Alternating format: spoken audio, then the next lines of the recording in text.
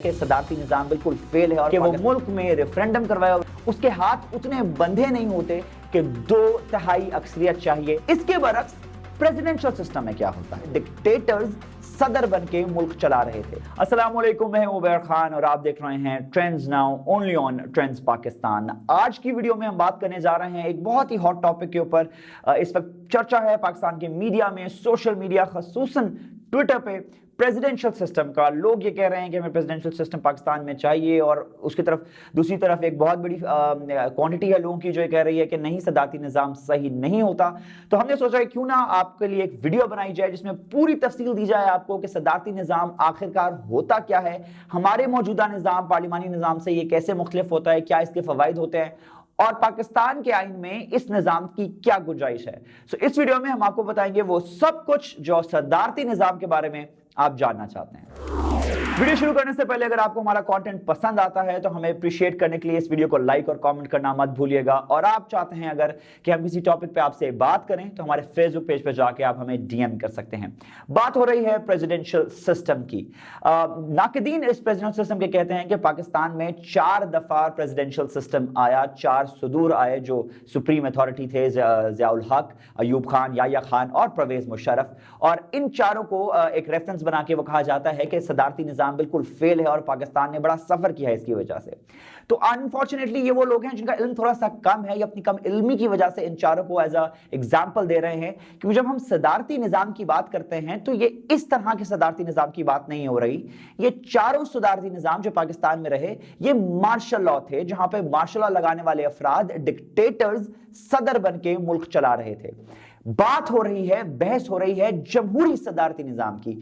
और अगर दूसरी तरफ देखें सदारती निज़ाम के जो हामी हैं उनमें भी ये कुछ गलतफहमी पाई जाती है कि शायद जब सदर बन जाता है तो वो शरई तौर पे जो खलीफा होता है उस तरह का मकाम बन जाता है, उससे कोई पूछ गिछ नहीं होती, वो सुप्रीम अथॉरिटी बन जाता है। इस किस्म के भी जो बयानिए हैं वो भी गलत हैं। दर हकीकत हम आपको बताते हैं कि पार्लिमानी निज़ाम और सदारती निज़ाम में डिफरेंसेस क्या होते हैं।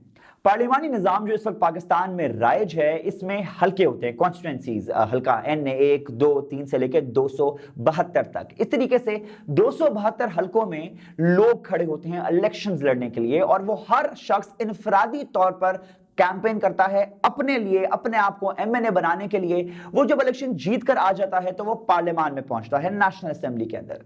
उसमें मुख्तलिफ जमातों के मुख्तलिफ क्वांटिटी के MNAs पहुंच जाते हैं, किसी के 70, किसी के 100, किसी के 20। इस तरीके से एक अगर खिचड़ी का लफ्ज इस्तेमाल करूं तो नेशनल असेंबली में उस तरह की पक जाती है। फिर अगर किसी पार्टी के पास मेजॉरिटी यानी कि तकरीबन 130 के करीब MNAs नहीं होते तो वो 2-4 जमातें मिलकर हुकूमत बनाती हैं, वो अपना वज़ीर आज़म बनाते हैं, और इस तरीके से पार्लिमानी निज़ाम में हुकूमत बनती है। अब पार्लिमानी निज़ाम में हुकूमत करने के लिए जो वज़ीर आज़म होता है उसके पास कुछ मसाइल उसको दरपेश होते हैं पार्लिमानी निज़ाम की वजह से। सबसे बड़ा मसला ये कि जब वो दूसरी जमातों के साथ इल्हाक करके हुकूमत बनाता है तो उसको हर हाल में उन दूसरी जमातों को खुश रखना पड़ता है।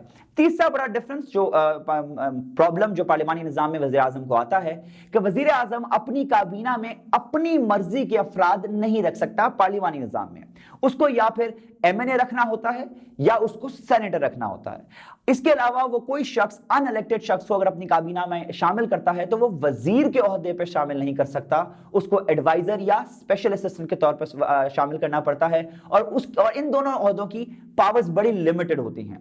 इसके नतीजे में होता यह है कि अगर प्राइम मिनिस्टर कोई वज़ीर आज़म चाहता है कि मैं इन 10 लोगों को लेकर आऊं, ये मुल्क में किसी किस्म की बेहतरी ला सकते हैं, और वो अफराद MNA की सीट नहीं जीतते, वो इलेक्शन हार जाते हैं या वो इलेक्टेबल होते ही नहीं हैं, तो वो मुल्क की हुकूमत में काबीना में आ ही नहीं सकते। इसके बरक्स प्रेसिडेंशियल सिस्टम में क्या होता है? प्रेसिडेंशियल सिस्टम में होता कुछ यूं है कि प्रेसिडेंशियल सिस्टम में अवाम डायरेक्ट प्रेसिडेंट को वोट करती है। वो अपने हलके में जो शख्स है वो उसको एज एन इलेक्टोरल तो वोट कर सकती है, लेकिन सबको पता होता है कि अगर हमने इस पार्टी को वोट दिया तो ये सदर बनेगा, इस पार्टी को वोट दिया और ये सदर बनेगा। इसके नतीजे में इलेक्शन से पहले ही सिर्फ कैंडिडेट्स 2-4 रह जाते हैं। प्रेसिडेंशियल सिस्टम में सदर को इलेक्ट करने के डिफरेंट वेज हो सकते हैं, डायरेक्ट वोट भी होता है, इलेक्टोरल वोट भी होता है, वो एक बड़ी तकनीकी बहस है। लेकिन एक दफा majority vote of the country लेके कोई एक शख्स सदर बन जाए तो फिर उसके पास ये पावर्स होती हैं कि वो कहीं से किसी को भी अपना वजीर बना सकता है।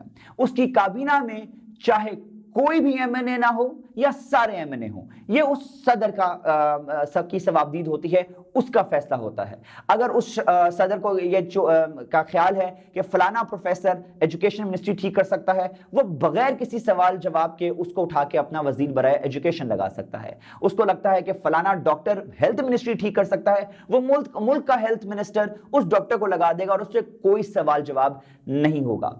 ऐसे हालात में जो जमहूरी सदारती निजाम होते हैं, उधर सदर को पूछगिछ करने के, इम्पीच करने के, कोई गलत काम की सूरत में उस सदर को उठा के बाहर फेंकने के भी रूल्स मौजूद होते हैं। बिल्कुल ये ऐसा सिस्टम नहीं होता कि जो सदर बन गया वो 4 साल के लिए 5 साल के लिए आप पे मुसल्लत है और आप उसका कुछ नहीं कर सकते, ऐसा बिल्कुल नहीं है।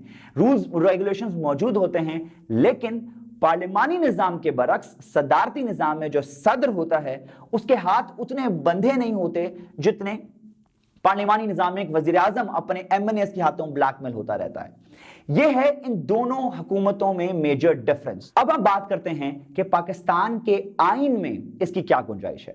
तो सबसे पहले जो एक बात जानने की यह है कि पाकिस्तान का आइन में या पाकिस्तान में सदारती निजाम लाने के लिए सबसे पहले जो रुकावट है वो पाकिस्तान का आइन ही है, क्योंकि पाकिस्तान का आइन दो टोक अंदाज में कहता है कि पाकिस्तान में पार्लिमानी निजाम होगा, फिर तमाम हलकों की डिटेल्स बताता है इलेक्शंस कैसे होंगे। सो लिहाजा हमें प्रेसिडेंशियल सिस्टम लाने के लिए आइन को तब्दील करना है, और आइन को तब्दील करने के लिए आर्टिकल 238 और 239 of the constitution of Pakistan वाज़ेह अल्फाज में कहता है कि 2/3 अक्सरियत चाहिए, ना सिर्फ नेशनल असेंबली में बल्कि सेनेट में भी। और कानूनी माहिरीन के मुताबिक 2/3 अक्सरियत अगर आपके पास आ जाती है और आप आइन में तरमीम कर देते हैं, तो आपको इतनी डिटेल्ड आइनी तरमीम करनी पड़ेगी जो तकरीबन इस चीज के मुतरादिफ होगा कि आपको पूरा आइन ही दोबारा लिखना पड़े। नए सिरे से आपको हल्का बंदियों के बारे में लिखना पड़ेगा, नए सिरे से आपको पूरे प्रोसेस के बारे में लिखना पड़ेगा, और आपको पूरे डिटेल वजह करनी पड़ेगी आईन पाकिस्तान में कि हुकूमत के जो बनने के तरीके क्या हैं और हुकूमत के चलने के तरीके कार क्या हैं। ऐसे में कानूनी माहिरीन कहते हैं इतने बड़े वेंचर के लिए अगर कोई हुकूमत करना चाहती है तो जरूरी हो जाता है कि आइन की आर्टिकल नंबर 48 के तहत वो मुल्क में रेफरेंडम करवाया, कि आइन के आर्टिकल 48 क्लॉज 6 के तहत आइन इस बात की इजाजत देता है कि अगर कोई मौजू बहुत ही अहम लगता है वजीर आजम को और वो चाहता है कि वो अवाम से उसके ऊपर राय ले हाँ या ना की सूरत में, तो तब वजीर आजम के पास ये ताकत मौजूद है कि वो पार्लियामान के पास जाए और पार्लियामान से कहे, यानी नेशनल असेंबली और सेनेट के जॉइंट सेशन से कहे कि मैं इस चीज के ऊपर अवाम के पास जाना चाहता हूं, उनसे सवाल करना चाहता हूं, क्या आपकी राय है, क्या आपकी इजाजत है। और अगर सेनेट और नेशनल असेंबली का कंबाइंड हाउस जॉइंट सेशन इस बात की इजाजत देता है, इस रेफरेंडम का गो अहेड देता है, सिर्फ तब ही एक हुकूमत को, एक वजीर आजम को यह इजाजत मिलेगी कि वो मुल्क में रेफरेंडम करवाए। और रेफरेंडम इस तरह से हो सकता है कि क्या पाकिस्तान में सदारती निजाम होना चाहिए, हाँ या ना। अब तक आप ये समझ चुके होंगे कि पाकिस्तान में सदारती निजाम कानूनी तौर पर आना कतअन मुश्किल है, और किसी भी जमात का जो हमारे सियासी हालात हैं 2/3 अक्सरियतें लेना बहुत मुश्किल नजर आता है। लेकिन पाकिस्तान में सियासत में कुछ भी हर्फ आखिर नहीं, और अल्लाह के काम अल्लाह ही जानता है। आने वाला वक्त बताएगा कि पाकिस्तान में ये जो सदारती सिस्टम की बहस है ये किस कदर सच है या ये सिर्फ एक रूमर था, और इसमें क्या सदाकत है ये तो आने वाला वक्त ही बताएगा। लेकिन बज़ाहिर आज की तारीख में ट्रेंड्स पाकिस्तान की टीम को ऐसा कुछ होता मुमकिन नहीं नजर आ रहा, ना ही इसके कोई हाल अहवाल बन रहे हैं। उम्मीद करते हैं आपको आज की वीडियो इंफॉर्मेटिव लगी होगी, पसंद आई होगी। अपनी आरा से हमें जरूर आगाह कीजिएगा। अल्लाह आपको और आपके तमाम जाने वालों को अपने ज़मान में रखे, और आप मुझे, ट्रेंड्स पाकिस्तान और तमाम पाकिस्तानियों को अपनी दुआ में रखिएगा।